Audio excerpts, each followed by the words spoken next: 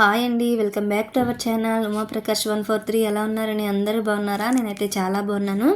ఈ రోజుటి వీడియో వచ్చేసి కరివేపాకు కారప్పొడి అండి. చాలా హెల్దీ అండ్ సింపుల్ అండ్ టేస్టీగా ఉంటుంది, చాలా బాగుంటుంది. ఎలా చేయాలో చూపిస్తానండి. ఫస్ట్ అయితే ఒక ప్యాన్ పెట్టేసుకొని కొంచెం అంత ఆయిల్ వేసుకొని ఆయిల్ వీటెక్కాక కొంచెం శనగపప్పు, కొంచెం మినపప్పు వేసుకోవాలండి. మినప గుళ్ళు ఉంటే వేసుకోవచ్చు, లేకపోతే మినపప్పు వేసుకుందాం. ఇవన్నీ కూడా ద్వారగా ఫ్రై చేసుకుందామండి.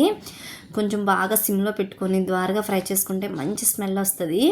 మనం ఆయిల్లో పెడితే మాడిపోతాయి కానీ లోపల వరకు ఫ్రై అవ్వవు.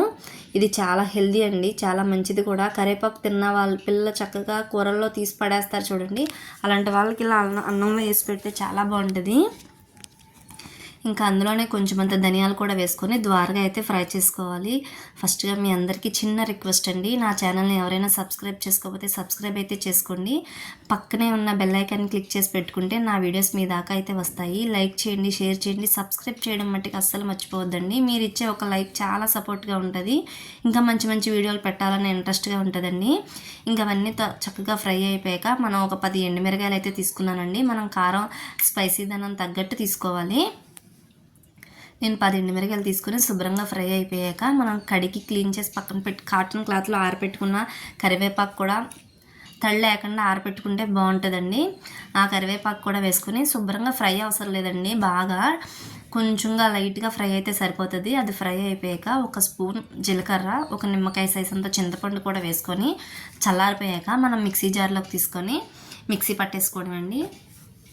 చాలా హెల్దీ అండి, దోశల్లోకి, ఇడ్లీలోకి, రైస్లోకి అన్నిటిలో కూడా తినచ్చు. చాలా హెల్దీగా కూడా ఉంటుంది. ఇంకా అందులోనే కొంచెం అంత సాల్ట్, కొంచెం అంత పసుపు కూడా వేసుకొని మనం మిక్సీ పట్టేసుకోవడమే అండి.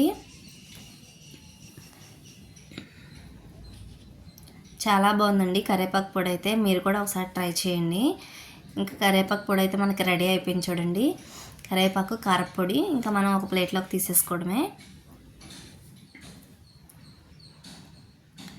నా వీడియో కానీ మీకు నచ్చినట్టయితే లైక్ చేయడం అస్సలు మర్చిపోవద్దు, సబ్స్క్రైబ్ చేసుకోండి. Thank you for watching.